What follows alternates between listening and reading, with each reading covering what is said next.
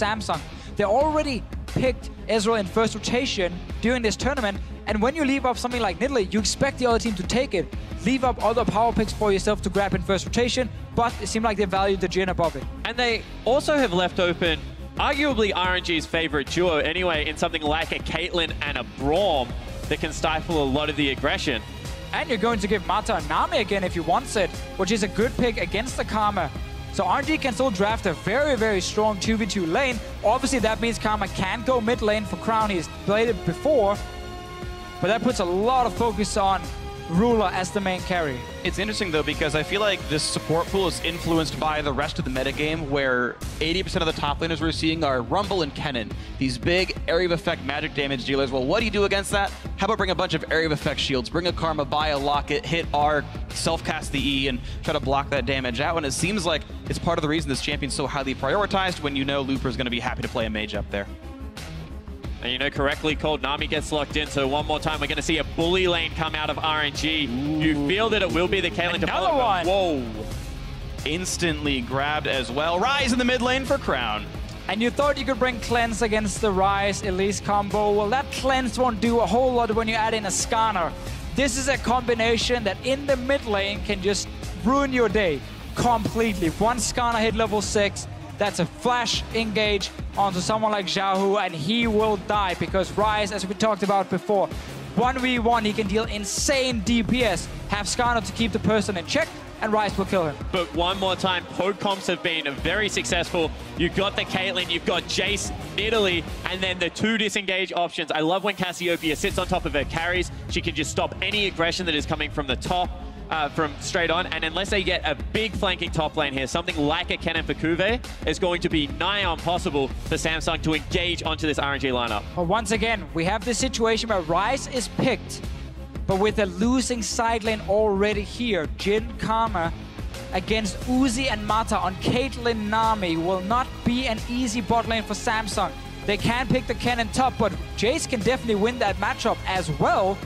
So RNG, if they play well in the side lanes, we might have the same situation as when we had SKT versus Aimee, where the Ryze might be doing fine in the mid lane, but he looks to the left and to the right, and he sees two lanes under fire. And one more time, you see a huge invading jungle coming in against a Skarner, who pretty much is a sitting duck pre-6 in these matchups. Nidalee going to be able to come into his house, take all of his belongings, and get out quite easily just because of the increased mobility there. So a lot of pressure on Ambition, Crown to be able to shove up mid lane and try and get into the side lanes to help out the other members. Exactly. Unless your mid lane actually gets to move first, you are going to be prey for MLXG's Nidalee here. It's going to be difficult. So a lot of weight put onto Crown's shoulders in this Ryze, but it's the second time we've now seen Ryze picked into Cassiopeia.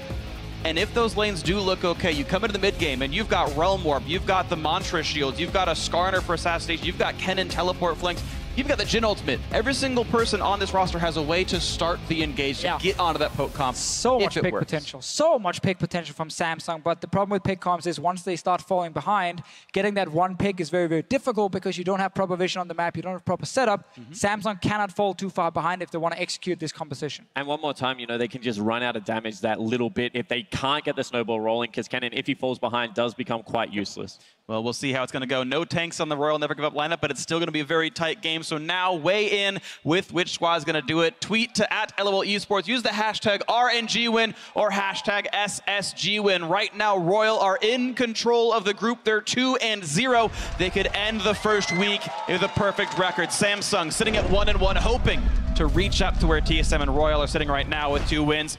See if they can do it as we're into game 6. Gotta start here by talking a little bit more about the comps. You said they could maybe run out of damage. Have to challenge that at least a little bit, because I think with 3 carries on the side of Samsung and 0 tanks, as Freak just highlighted, on the side of RNG, late game team fights can become very hard for RNG to navigate with the amount of CC and damage on Samsung's side. Yeah, completely agree now that I've seen that Mata didn't swap over to Exhaust, because that's normally the response to Kennen. It's all about the lane. RNG is focusing so hard on this early game. Boop. Damage, plus 11. Better trade for Mata. Kortich going for the auto attack. It means almost nothing, but it actually made him go down 8 gold. Mata got more hits off. You should do the sound for League of Legends a little bit more. I like the boop. I don't know if that's really the sound it makes. I just like going boop. See, that one missed. There's no sound available for that one. Smart. Yeah. I am. Thank you. Glad you noticed. MLXG, smart, he's sitting on the platform. Yeah. Look at the pose. I know, right? So the Keystones. Nothing really standing out. I like Storm Raiders on Ryze a lot, because Ryze really is all about mobility, especially in the late game. Your main damage ability is your overload. It is a skill shot, which means if someone is in front of you, you don't want to hit, well, sadly, you don't really have a choice unless you can move around him. So by having Ghost, having Storm Raiders, you get so much mobility. You can even get more yourself if you use Spell Flux and your Rune Prison into then an overload. So you actually get the 2 stacks first before you overload. You can once again get even more movement speed and a shield. Some damage from CoreJJ onto Mata and Uzi. They didn't get to do a camp, so they're coming down late here. They moved in to make sure that Samsung didn't do a camp. Didn't actually get to place any wards in the jungle.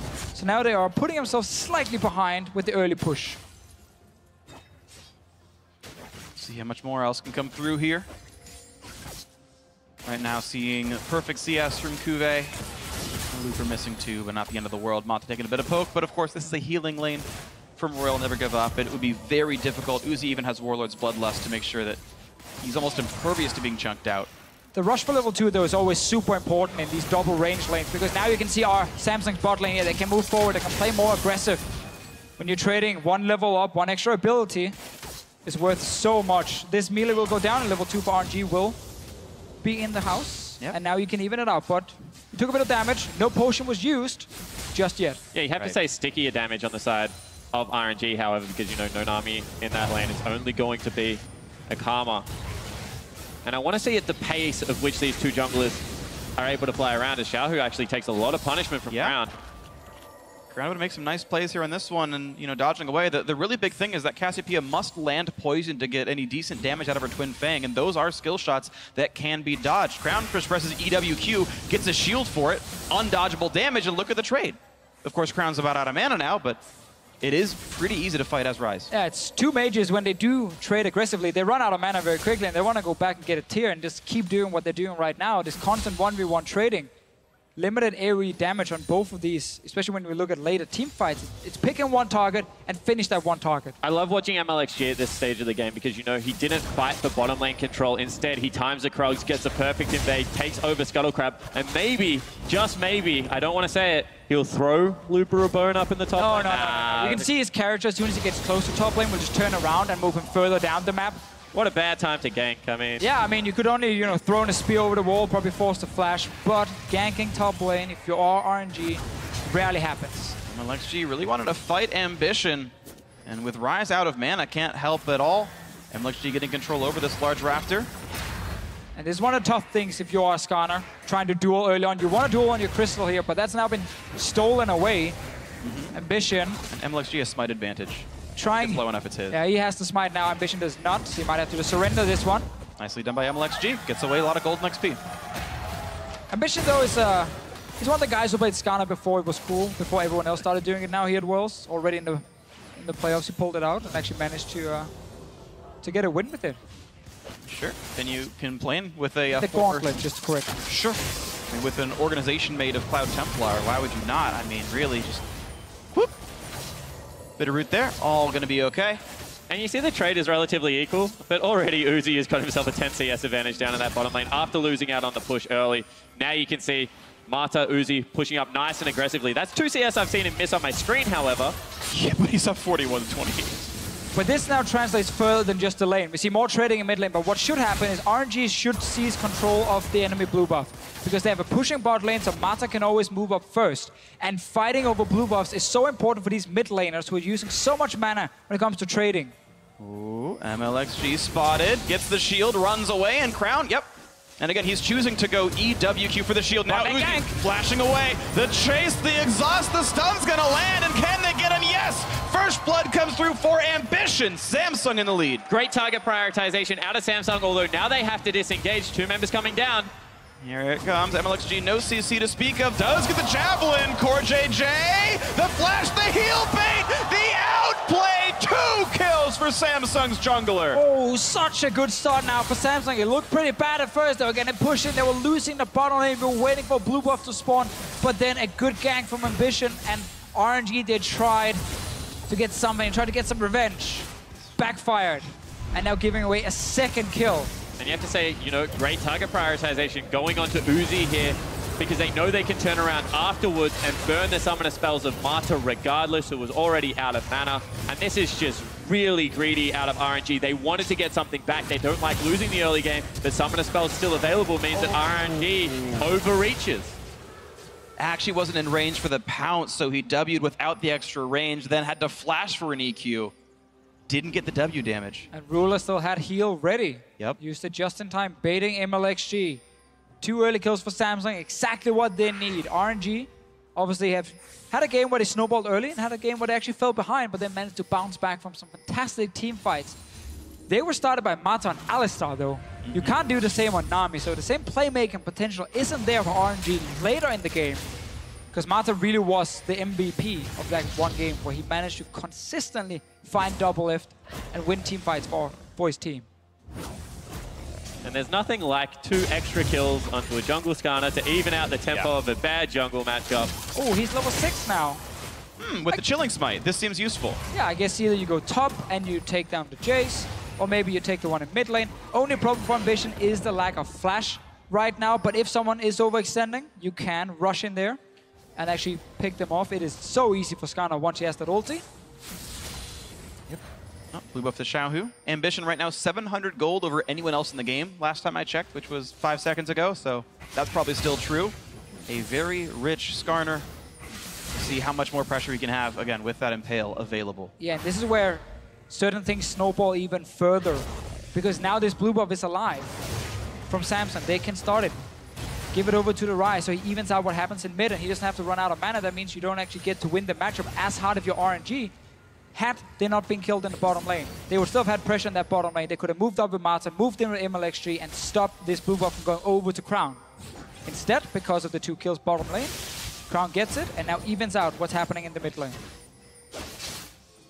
You know, on top of that, what was looking like a very ugly shot for Ruler first up would have gone back and had to pick up multiple longswords. He actually gets a pretty good first buy-in here against Uzi. Now more damage. Root means he can go for the snipe. Lands 1, dodges 1. The other 2 shots tanked up by Mata, who feels durable enough to deal with it. MLXG removes the Tribe Rush ward, so now Samsung are playing without as much vision as before. So Ambition comes down to make sure they're safe, replaces the ward, and they can assume MLXG went down to the bottom side.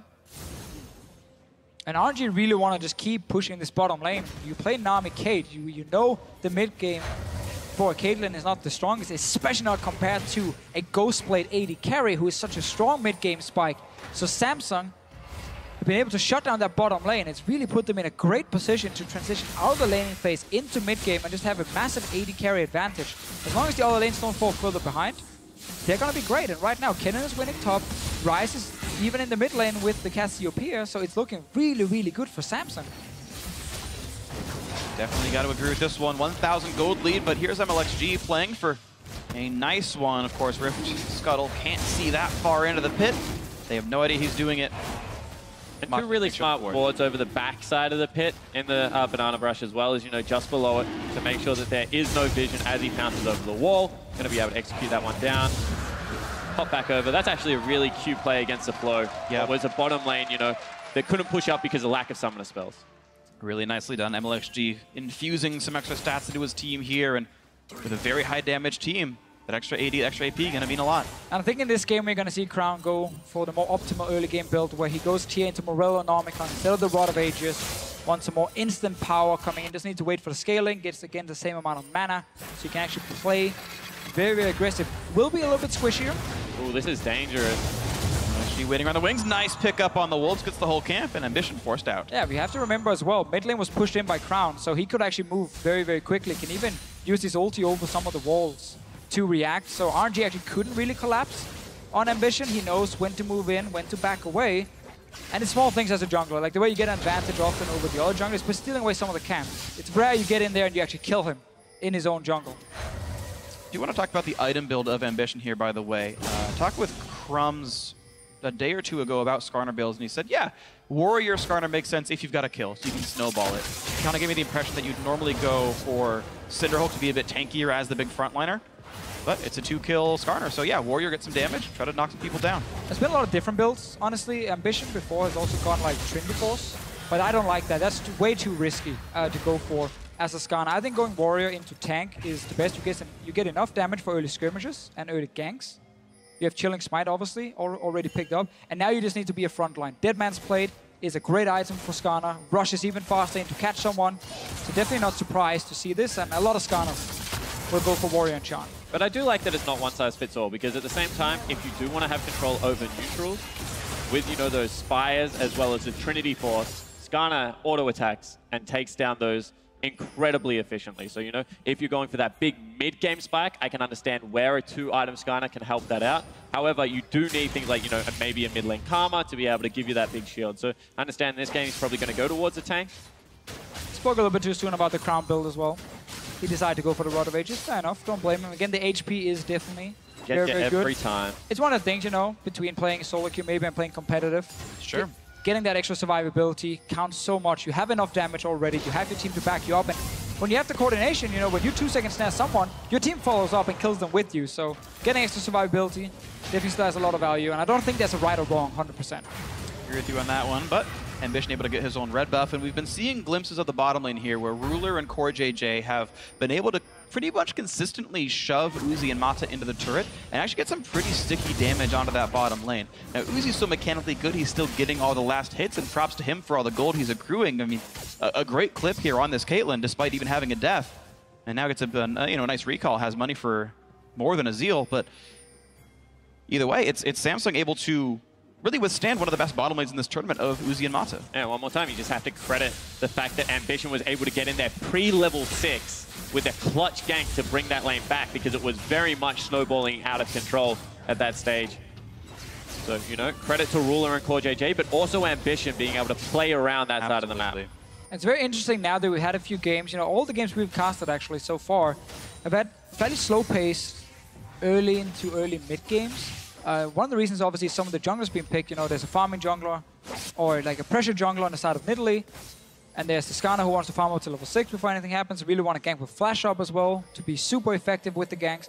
It's made the games, you know, slow down a little bit, because so much of this meta is built around the jungler. Where the jungler goes, you follow. And if it's invades, if it's ganks, you know, the jungler really impacts so much. And because Elise has not been here, you know, we haven't seen Elise in the last few games either. It has slowed down the games a little bit. Slowed down the games, you know, and the teams have kind of waited for 1 or 2 items before we get these big fights. And obviously for RNG, they would love to play faster, but they can't, because that bot lane gank happened and it evened out the 2v2. Yeah, really, all these lanes are in holding patterns as far as Royal Never Give Up is concerned. Good farm or not, you've got plus 11 for the top laner, Kuve having himself a good matchup, but I don't believe we've had really any intervention on this top lane at all. It's just the heads-up matchup. They saved the Kennen pick for later, locked it in, up into the Jace. Oh, Ruler, this is risky. Small advantage. Now the Tidal Wave gonna come in. Ruler gonna get knocked into the air, flashes the bubble afterwards, even jukes away, but now Cassiopeia has joined the fray. That's gonna be enough damage. Looper steals it away. Teleported in to land the Shock Blast. And now they look for the bot lane turret. Yeah, now they have to crack the bot lane, because, you know, that's a big investment. Flash, double summoner spells burnt on Xiaohu, teleport out of Ruler. So if they don't really make this one count, definitely is counterplay still out of Samsung. And such a big mistake from Ruler here, just walking up the river. He had no one around him, really. CoreJJ was very far back and couldn't save him.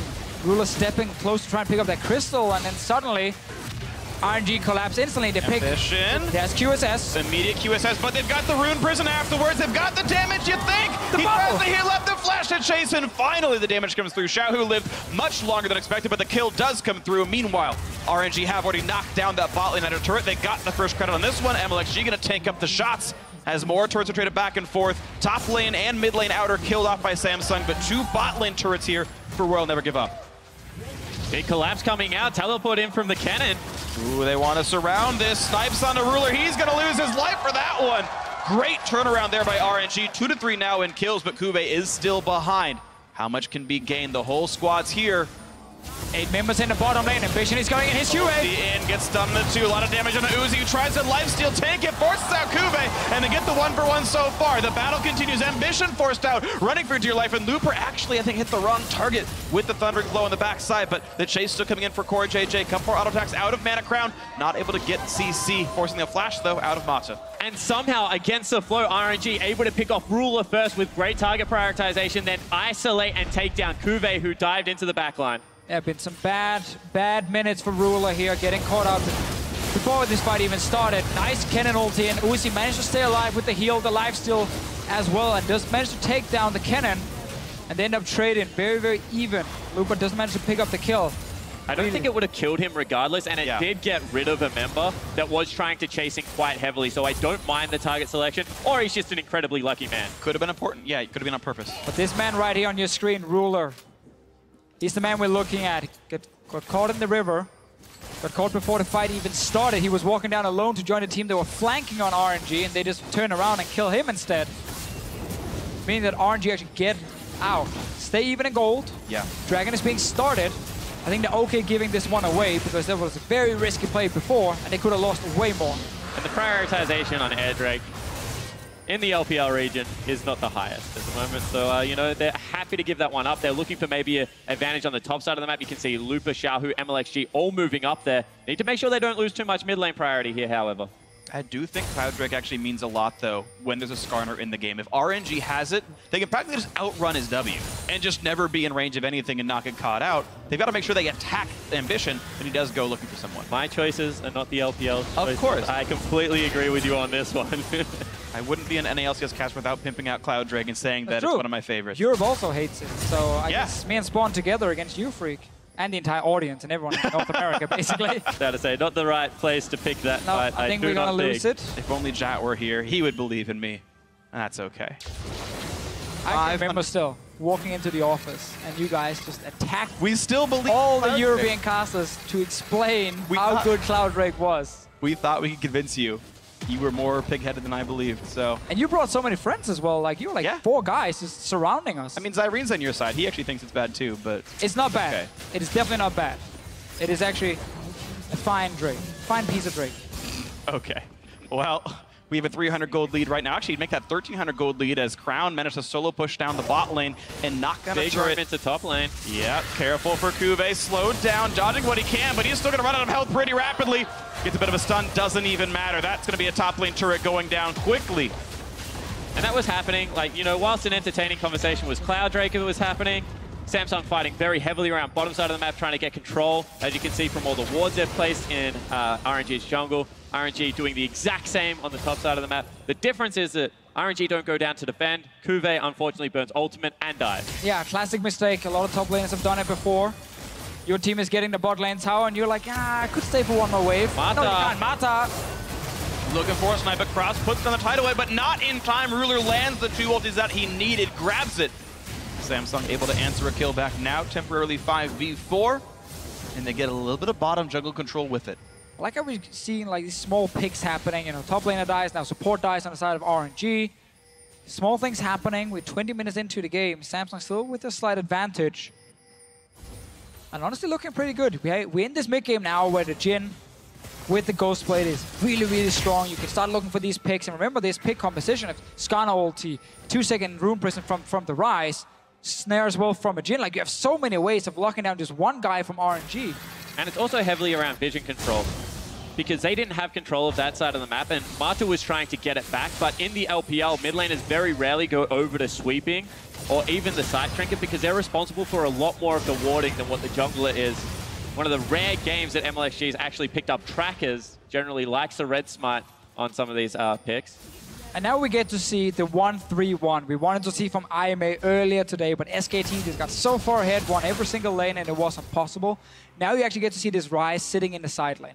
And no one on the side of RNG can actually 1v1 him. So he has full control, he has full pressure in that lane, and he can always push it first. Looper is hiding in the bush. He wants to try and catch a Yordle. He is a level up right now, and that's Proto Belt down. Nothing to be gained. Was hoping he'd push farther. Here comes the attempt. Are you a window shopper? Is it a bait? Wow, immediately he says, hey, that's a throw. And now hoping to pull in his teammate, because here comes Rise, but didn't want to flash to get the stun in. And now he's got to get away because Xiaohu's on the way, and thanks to Ghost and Cloud Drake, gets out before any CC hits him. Yeah, Crown wanted to get away from that real quick. Like, that never happened. Just goes out of there. Jake. No one saw that. That was a little bit of an oopsie from Samsung. As soon as Kuve misses that, you almost even step out the ult. You're just like, you're on your own, buddy. Obviously, it has to complete it, otherwise they just turn around and kill poor Kuve.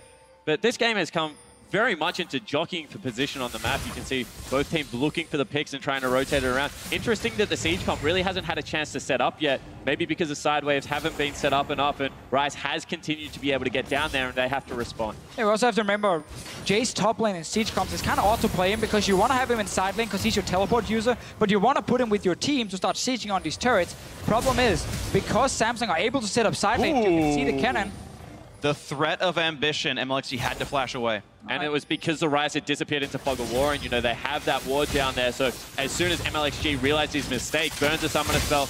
Not ideal, but still disciplined play. And now RNG got to group in mid lane. Not really committing anything just yet. Ruler gets to return, and they're not hard committing for it, so that kind of resets the map. Again, RNG has a pushing top lane, they have a pushing bot lane. If they just send the Ryze down to the bottom side, or the cannon down the bottom side, they actually can split push. But these lanes are now gone all the way to tier 2 towers. You don't want to overextend without mid control. So now everyone just kind of resets. Nothing happens from the push. Samsung wants to split up in 3 lanes. RNG definitely does not want to split up in 3 lanes. They want to be together. They want to poke. And they can't do that if Samsung can always push inside lanes. That's what they've been doing so far, and it's made it difficult for Royal Never Give Up to get back into this game. Samsung's held a small lead for almost this entire time at this point, looking for another play, sitting on a pink ward, and Infernal Drake up in 25 seconds. Surprisingly, no Rylai's out of the Nidalee. Roller became much more popular when the price was readjusted for junglers. It is easier to pick up now. But at the same time, I feel like for this siege to be successful, you can just throw spears at the creep waves as it's coming in, and Runic Echo is really good at bouncing that AoE slow. Then your Jace chunks people out. I do like to see that combo with Nidalee Jace. However, this time around, a little bit more scaling coming out. Whoa. Yeah, that's the kind of damage these Javelins can deal, and that's even without Sork Shoes. He's gone Mercury Treads for stun duration. Another poke out from Looper, putting Ruler to half. Nice dodge and a nice pickup. No threat on the Drake. Now Royal control mid lane. All 5 are there. They've got inside track there first. They're controlling the chokes.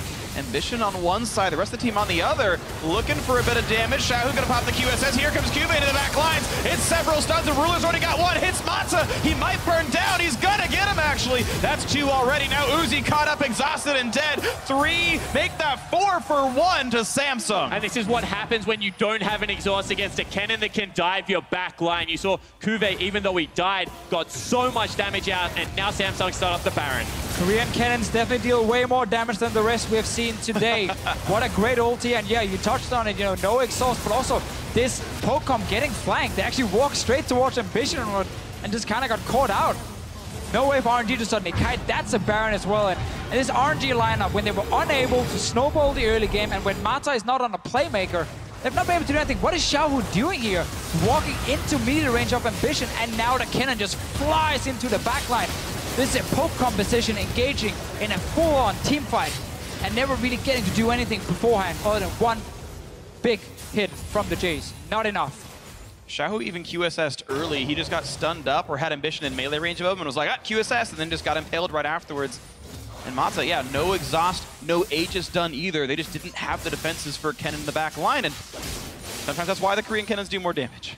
Sometimes, I guess Mata is happy just reducing some of the healing from the refillable potion on the cannon. That's about it for him with that summoner spell. No one else really cares about it. And that's a big, big issue for RNG. They actually had a fine setup in the mid lane to start poking, start landing some proper damage, but then you start walking into melee range of Ascana, you QSS the first stun, well then you're gonna die.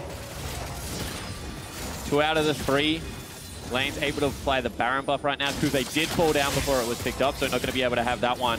However, you can see Crown exerting a lot of pressure in this mid lane. Ruler can join or just set up with the ulti because they have vision control right now. So RNG, next couple of minutes, very tense. Looking for the play. Cortege walking in, lands a slow into the root from Ruler, and goodbye to Xiaohu!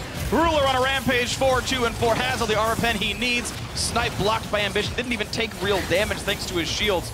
This is going to be another turret going down. Samsung Galaxy 4-3 in this one, but now it's Looper looking for the big play onto Kuve, gets the auto attacks, and that's what he was hoping for all along, but maybe it's too little too late. Samsung Galaxy now on their way up, saying, hey, Jace, let's avenge our fallen top laner. Ambition is on the hunt, and I don't know if there's much for him to do. Gonna land the snipe, there's the kill. Ambition on a rampage as well, 4-0 and 6.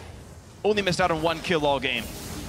A lot of people dying suddenly. Started in the mid lane with Xiaohu. He didn't flash the snare from the Jhin, and then he was an easy prey for Ambition. Xiaohu definitely been struggling in this game.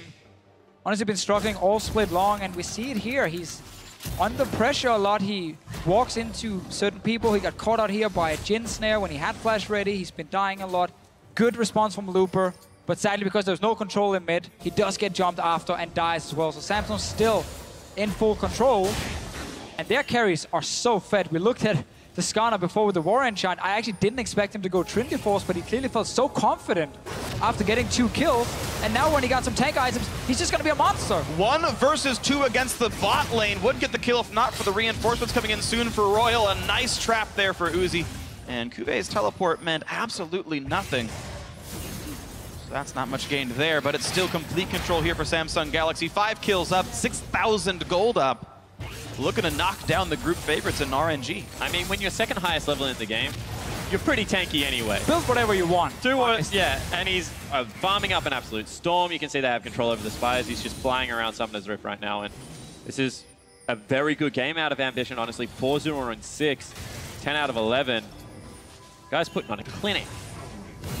Definitely been a good game for him and for the rest of Samsung, and RNG showing some of the things a lot of people feared we would see from this RNG lineup coming in when they didn't manage to do well early game. They've not been able to set up anything. And when they actually tried, they got caught out and died. So Samsung just playing the control game. Baron buff times out. They've got a little while to play until the next objective. That's going to be an Infernal Drake, the 3rd of the game. Maybe Samsung will get 2 for themselves. And this makes everything so interesting. With Samsung looking to win this game, it means we'll have a 3-way tie for first heading into week 2. Group D going to be the first group to finish their sort of round 1 games. They're going to finish today, and we won't see them until next week. And now, who do you even guess gets out of this group? Spice can get 3 wins, and then like, whoop. But the thing is, they can. 2 of their games, they were so close to winning. They could have beaten Samsung. They definitely could have beaten TSM earlier today. And that's a scary thing when you have such a close group. You know, if one team then loses to the guys who's down in the bottom, you might suddenly lose your chance of getting out. Obviously, every team here wants to get first place. We talked about this earlier. You want to avoid the SKTs, the Rocks Tigers, who are probably getting first place in their group in a potential quarterfinal. But now that these 3 teams are so close to each other, you might just have to settle for making it out of the group. Sure. And not demanding that first place, because RNG has definitely been outplayed in this game against a team who got destroyed yesterday. All those sort of round-robin victories were not close. TSM took a shellacking from RNG. This game is firmly in Samsung's control, and TSM kind of crushed Samsung last time these teams played. So, you know, it could be rock, paper, scissors. It could be just how well you played on the day, but next Saturday is when these teams will all pick their rematches, and that'll be fun when we play all of Group D's rematches 7 days from now. But let's refocus onto this game. The Drake was picked up cleanly. Samsung Galaxy looking to keep that control here. Setting up now for Baron. Very nicely desynced on the respawn. A full minute and a half to play for the Vision game. Yep, start setting up around Baron. We're looking at MLXG and Looper as 2 easy targets for this Skarner here. Hourglass won't help you if he jumps you and actually impales you straight away. You will die so quickly if you are MLXG. No QSS, of course, for Looper. So 2 targets for Ambition. You can just flash forward and grab one of them. And that makes it very, very scary if you're RNG, because you have to move these poke champions in towards a potential Baron. You have 0 vision in the area. You don't really know where they're coming from. An instant flash forward and the jungler has you and you will die. So it's so difficult to play a poke comp when you have to contest these areas with 0 vision in them. And one more time, you just have to love the fact that when Kuve gets a very proactive top laner, how willing Samsung is actually to start up these fights. It's completely against the flow of what we saw in the first 2 games. Really just, I don't know, Core JJ, they're allowed to pick Kennen when he's on the Summoner's Rift. I have no idea what it is, but looking very good in this game. And they did it on a blueprint that was based off the LPL as well. I mean, get down bottom lane early as they're pushing in, sub level 6, start the party up there. Uzi doesn't like it when people pick on his bottom lane. They basically took a page out of EDG's book from the LPL final, where it's like, yeah, let's go bot lane again and again and again, 500 times, just keep going bot lane. Uzi Mata will push, gank them, put them behind. Ambition Looking for somebody to target. The snipe coming across. He's bound MLXG. Nidalee going to lose a lot of health. Gets the zone up in time and a shutdown. Uzi gets the pickup, but it's a trade of junglers. Here comes Cuvee into the back line. A lot of low health bars, but Mata slinks out just barely alive. It's only been 1-for-1, but Crown gets the overload across, picks up that kill. So far, +1 to Samsung Galaxy, but missing their jungler means Baron is a risk, so instead they siege mid. And one more time, Cuvee just slices through the entirety of the RNG lineup. Ooh, now they go for the threaten to make them run away from the turret, and that's enough to get the damage across. 4 versus 3, Crown hit by a double bubble. Here's the re-engage. Xiaohu switches targets and instead loses his life. Ruler hoping to be a king. So far he is. 45 seconds on Uzi and Xiaohu here. These two carries, they won't be back alive because Samsung, they're pushing for the turrets. Royal never give up. Might have to in this one. 2 members alive. Moderate respawn timers. Turret number 1 is dead. Looper back in 8 seconds. Cuvee dangerously low. He has teleport. He could heal up, but instead MLXG is caught out. It's Mata and Looper to hold on in this game as the Nexus is losing its life. The snipe gets one, but their health bars won't hold on long enough. The Nexus goes down. Samsung ties the group in first place. And what a crazy group it is now. We see some of these teams gets absolutely destroyed, and then the next day they show up big time. RNG showed why the game yesterday versus Splyce is not what we should expect every single time from this team. They did outclass Splyce and just destroyed them in the laning phase. They tried to do the same here against Samsung. Jace top lane, Nami, Caitlyn in the bottom lane. But once the gank happened, bottom lane from Ambition, and he killed 2 members,